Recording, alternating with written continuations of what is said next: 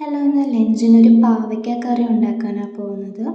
കുറേ നാളത്തെ ആഗ്രഹമാണ് ഒരു പാവയ്ക്ക കയ്പ്പില്ലാതെ കഴിക്കണമെന്ന്. അപ്പം ഞാൻ കുറേ റിസർച്ച് ചെയ്ത് കുറേ യൂട്യൂബ് വീഡിയോസൊക്കെ കണ്ട് കയ്പ്പില്ലാത്ത ഒരു പാവയ്ക്ക കറി ഉണ്ടാക്കാൻ പോവാണ്. അതിന് ആദ്യമേ കടുക് വറുക്കുക, അതിനുശേഷം ഉള്ളിയിട്ട് വഴറ്റുക, അതിനുശേഷം കുറച്ച് തേങ്ങ ഇടണം.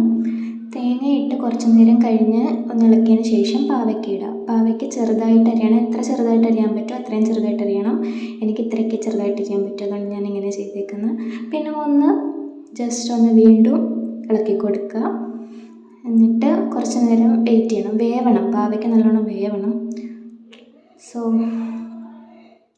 ഇനി കുറച്ച് പൊടികൾ ഇടാനുണ്ട്. അതിൽ മുളക് പൊടി, മഞ്ഞൾപ്പൊടി, മല്ലിപ്പൊടി, ഉപ്പ്, ഇത്രയാണ് നമ്മൾ ഇടുന്നത്. ഉപ്പ് ആവശ്യത്തിന് ഇടണം. ഈ പാവയ്ക്ക സെലക്ട് ചെയ്യുമ്പോൾ ഇളം പച്ച നോക്കി സെലക്ട് ചെയ്യണം. അപ്പോഴത്തേക്കും നമുക്ക് കയ്പ്പ് കുറച്ച് കുറഞ്ഞ് കിട്ടും. അപ്പോൾ ഇത്രയേ ഉള്ളൂ ഗൈസ്.